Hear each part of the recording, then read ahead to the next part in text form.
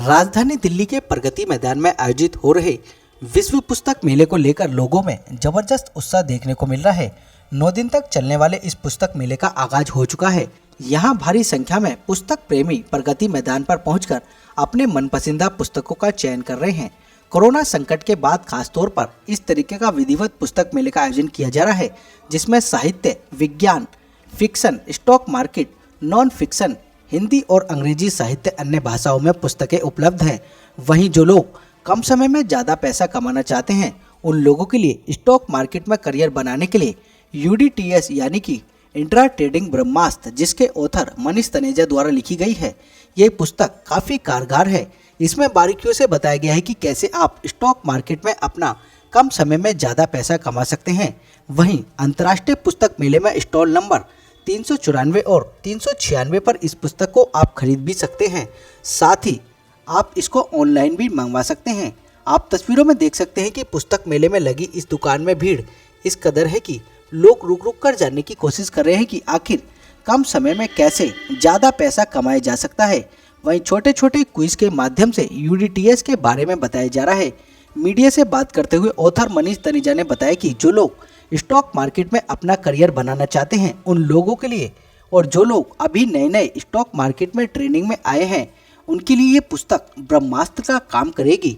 पहली बार विश्व पुस्तक मेले में ऐसी कोई पुस्तक आई है जिसको पढ़कर हम कम समय में ज़्यादा पैसा कमा सकते हैं और एक अच्छे स्टॉकर मार्केटर बन सकते हैं। आइए सुनवाते हैं क्या कुछ कह रहे हैं इस पुस्तक व स्टॉक मार्केट में करियर बनाने को लेकर। बेसिकली UDTS जो है वो इंट्राडे ट्रेडिंग जो लोग करते हैं, स्टॉक मार्केट में बहुत सारे लोग हैं जो स्टॉक मार्केट में आना चाहते हैं, लेकिन लोगों को समझ में नहीं आता कि हमें स्टॉक मार्केट में एंटर कैसे करना है। तो बेसिकली स्टेप बाय स्टेप किस तरह से मार्केट में आना है, कैसे हमको ट्रेड स्टार्ट करना है, क्या स्ट्रैटेजी यूज़ करनी चाहिए, क्या हमको चीज़ें हैं जो करनी चाहिए, क्या चीज़ें हमको नहीं करनी चाहिए, वो सब कुछ इसके अंदर डाला है। जहाँ तक मैं ब्रह्मास्त्र की बात करूँ तो ब्रह्मास्त्र बेसिकली एक ऐसा अस्त्र है जो हर चीज़ का तोड़ है। मतलब पहले टाइम में जब हम ब्रह्मास्त्र यूज़ करने की बात करते थे तो इसका मतलब उससे ऊपर कुछ नहीं था। तो जब मैं पिछले 30 सालों से जो मेरा अनुभव रहा है ट्रेडिंग का, मैंने बहुत सारी स्ट्रैटेजीज़ को यूज़ किया है, बहुत सारे टेक्निकल टूल्स को यूज़ किया है। तो उसके बाद जो मुझको एक फाइनली आदमी कोई भी अपने लिए तो भी दी बेस्ट चुनता है, तो क्योंकि मैं ये तो कभी भी नहीं चाहूँगा कि मुझे नुकसान हो। तो अगर मैंने अपने लिए इसको चुना और मैंने बहुत सारे टूल्स के साथ हमने उसको स्टडी करने के बाद मैंने देखा कि कोई ऐसी स्ट्रैटेजी हम बनाएं जो एक बहुत सिंपल हो, एक आम आदमी को समझ में आए और अचूक हो। तो वहां से दिमाग में आया ब्रह्मास्त्र। राइट। देखिए, जब हम आम आदमी की बात करते हैं तो अगर आप एक न्यू कमर हैं और आपने कहा कि मुझे स्टॉक ट्रेडिंग सीखनी है, तो आप क्या करेंगे? आप जनरली गूगल पे डालेंगे, आजकल गूगल ही है, या फिर आप किसी दोस्त से पूछेंगे।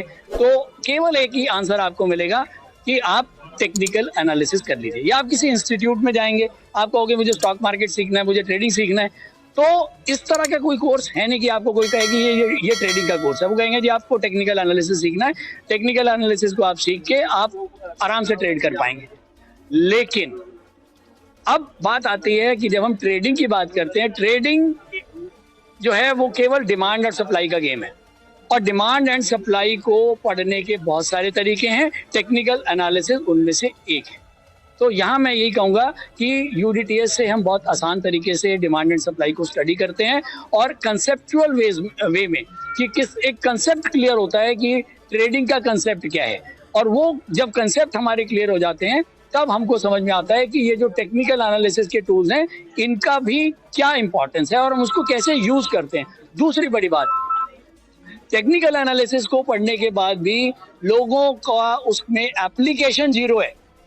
आपने टेक्निकल एनालिसिस को पढ़ना एक चीज़ है, टेक्निकल एनालिसिस को अप्लाई करना ये बिल्कुल अलग चीज़ है। अगर मुझको टेक्निकल एनालिसिस को पढ़ने के बाद उसको अप्लाई करना नहीं आता तो मेरे लिए टेक्निकल एनालिसिस की पढ़ाई ज़ीरो है।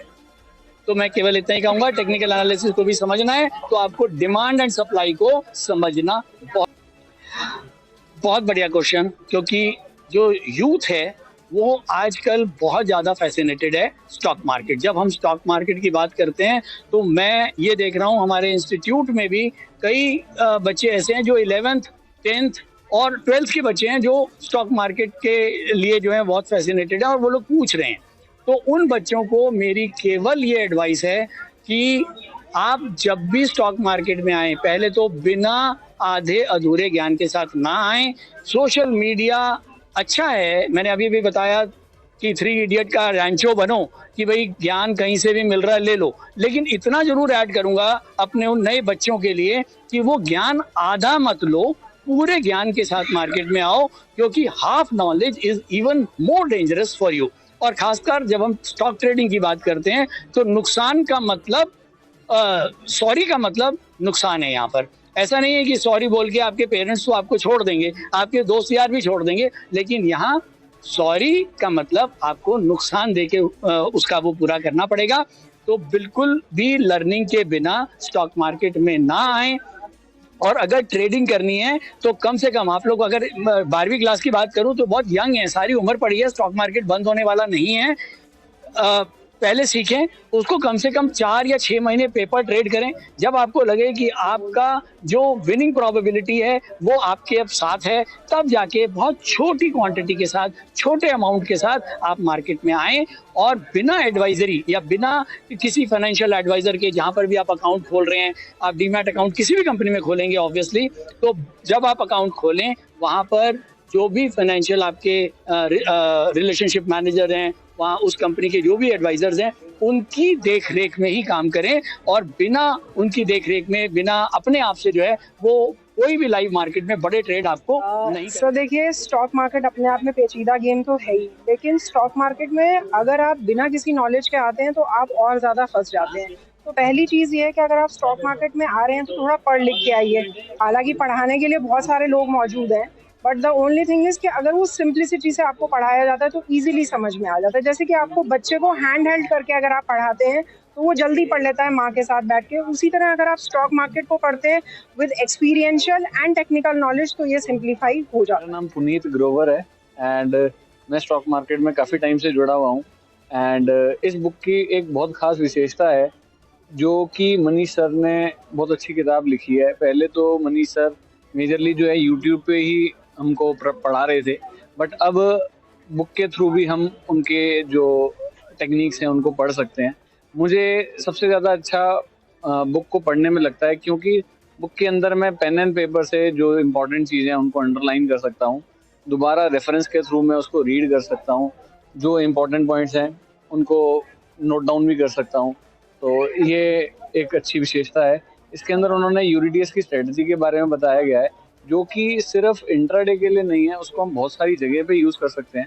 सिर्फ एक टाइम फ्रेम को नहीं यूज़ करा है, उन्होंने बहुत सारे टाइम फ्रेम को यूज़ करा है, जिसके अंदर जैसे कि इंट्राडे है, इंट्राडे चार्ट है, वीकली चार्ट है, मंथली चार्ट है, डेली चार्ट है, सारे टाइम फ्रेम को यूज़ करके उन्होंने स्ट्रेटजी को बनाया है। निका मैम, आपने अभी अभी बताया कि हम सब लोग यहाँ पर एक बहुत बड़ी क्लासरूम में आज हम लोग इकट्ठे हुए हैं। नॉर्मली हम लोग IFMC के क्लासरूम में आप लोगों के साथ बात करते हैं।